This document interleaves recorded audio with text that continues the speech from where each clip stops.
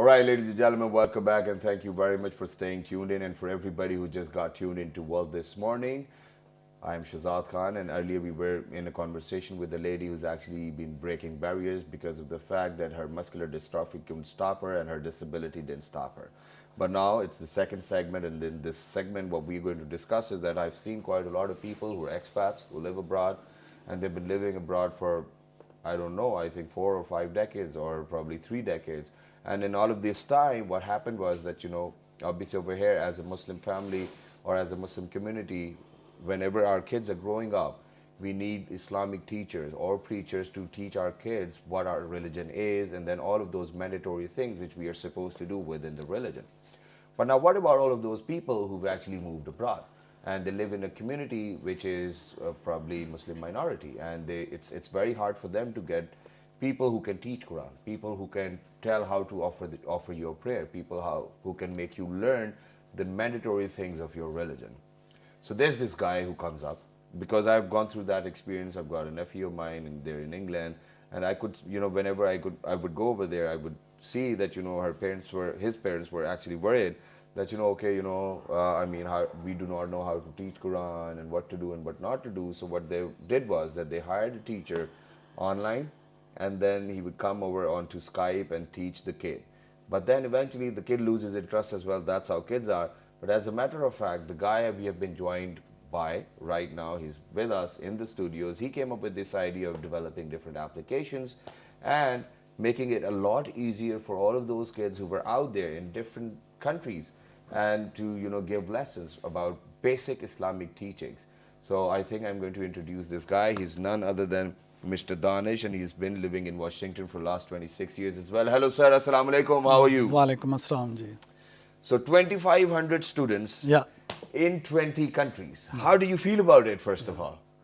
Well, I feel good because obviously when I started this, the purpose was to teach people worldwide, from the comfort of their home and the best possible way. And then also one-on-one education, because when I was myself personally in living Maryland, we found it very difficult to find the right tutor. As a matter of fact, my wife was able to track one of the tutor, and then online? No, not at that time. There was no online. This is like early 2000.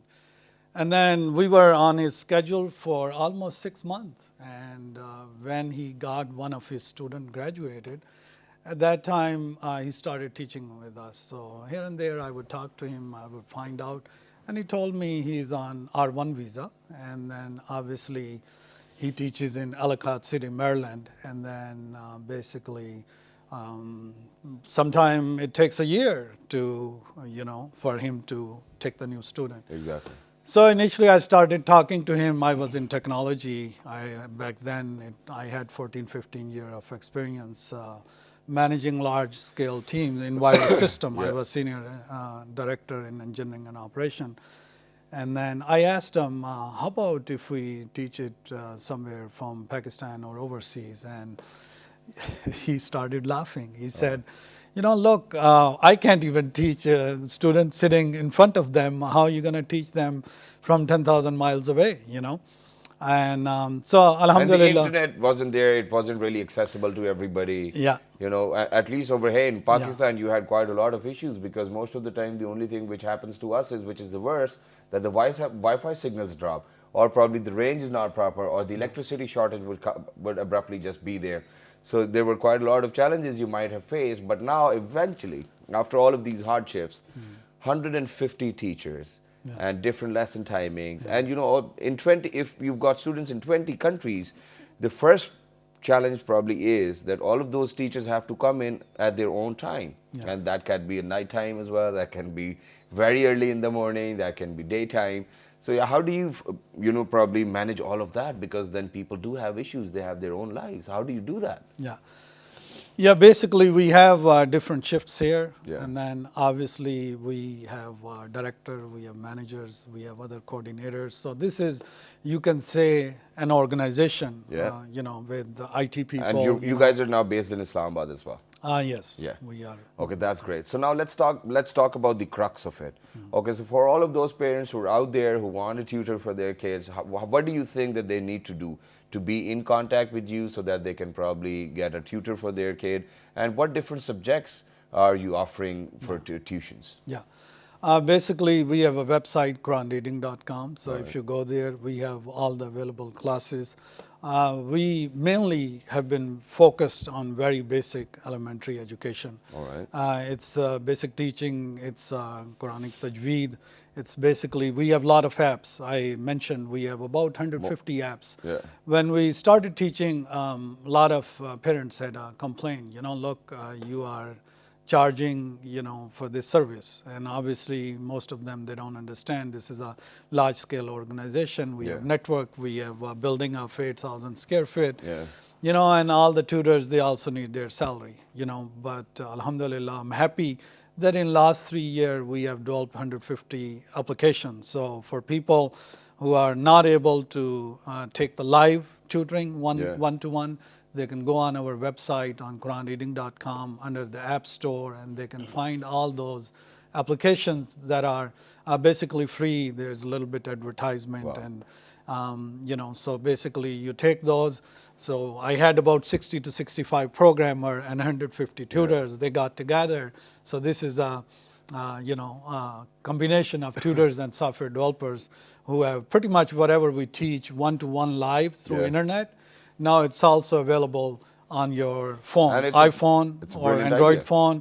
And the purpose is to get this basic education in the hands of kids where, it's it's easily accessible as well, and you can understand it easily as well.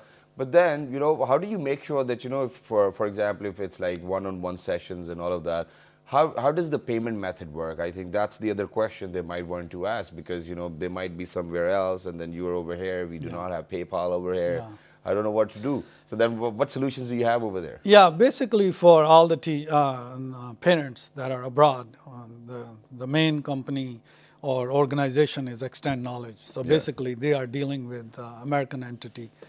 And then, so we have PayPal, we take all the credit card, we have bank transfer, so it's very easy, And they don't have to worry that they are dealing with overseas entity. They are dealing with Extend Knowledge of Maryland, USA. So, very nice. But then there's this, I don't know whether I should say that or not, but then you might have this insecurity as well that, for example, when you start tutoring or giving out lessons, people might run away as well without paying. What do you do about that? Yeah, well, I already know that it's a good cause, and, so. But does this really happen? Yeah. Did it? Yeah. Oh, yeah, it does happen, so. What do you do then? Yeah. Do you have a solution for that? There's no solution. There's no solution. We just live with that. Okay, so imagine the irony is that people are taking lessons for Quran and Islamic teachings where it tells us that, please do not cheat, and people run away without paying. Yeah. That's the irony, I think. But sir, I think the only reason to have you over here on the show is to probably tell you that you're doing a fabulous job. And it is superb indeed. Thank you very much for coming up with such an idea. But do you think that in days to come, you will probably expand to other religion knowledge as well? For example, there is Christianity, you can probably work on that too. And that's a brilliant idea, and I'm going to ask for the money too, because I'm telling you to extend in these areas. Do you think that since this is such a good business model, that you can pretty much do each and everything if we're talking about in terms of religion or whatever people believe in? Do you think that you will probably move on to that side as well? Yeah. I think even just concentrating on the Islamic basic education, because when you look at it, Christianity, another religion, I truly believe there are a lot of players, that are established. They are pretty good. They have conventional education system, online education system, mobile applications. So I would wanted to stick with Islamic education. Why? Because it's such a vast field that even if we can cover that in a nice way, I think that would be great achievement. And you're still working on that? Sure. For example, when we started in 2005, it was face-to-face education. So we took it to online.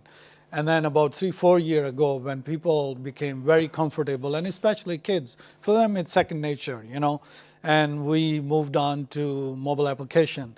And we have now seen that kids are using the watch, and Yeah. we are already developing, have started developing. So you see every 3-4 years, there's something new will be coming up. Yeah. So I think even if we can cover the Islamic area, this would be great.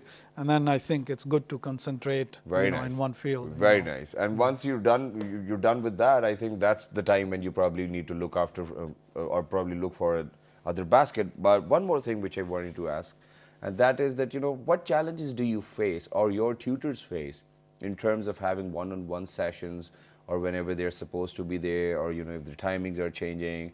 What challenges do all of those teachers face while teaching all of those students who are online, who are abroad? Because we know that as Pakistani parents or as Muslim parents, everybody wants their kids to have that basic knowledge. But then kids half of the time are not interested, and Yeah. they have to force them, and they have to push them into the room. Oh, please study. It's a tutor time. So what challenges does your teacher face? Yeah. Well, teachers specifically, I think when we started, it was the culture difference. And for especially tutors, it was a culture shock that the kids have very different mindset. Yeah. But the good thing is we didn't jump to 2,500 students, overnight. Yeah. It took us probably 7-8 years, to get there. So when we were small, we wrote down all the issues. We had different tutors, to teach them how kids think, learn, behave. And then obviously it was more of a sensitivity training for the kids, for the tutors, to. So you kind of overcame that. Yeah. That's Sure. perfectly all right. But one last thing, and the parents might want to know this as well. That is, how do you make sure that all of those tutors which you have hired are particularly qualified, or probably they know what they're teaching? Yeah. Basically, when we are hiring, we have criteria that they should have basic education, Islamic and non-Islamic. All right. And then we have internal train the trainer kind of, tutors. It's their full-time job. When somebody's coming in first couple of months, we give them sensitivity training. We train them, this is how we teach. This is, if they are a little there's a bit proper weak, SOP for sometimes that. they are weak. In abroad, most of the parents want to get education with tajweed. So if we see that they are weak, we provide them those, and we give them basically those applications that we have, and we train them on site. And we ensure before they get on teaching, these kids, they are fully trained, not just in Quranic education, in tajweed and basic Islamic, but also they know how kids behave, how to get their attention. Because you mentioned, it's very difficult for keeping kids over the internet, focused on teaching and interested. A great job done, sir. Thank you very much for coming over. Thank you very much for showing up. But one last time, please share the website. Yeah. Go ahead. Yeah. Look straight into the camera. It is Quranreading.com. And basically, if you are interested, there are phone numbers from different countries.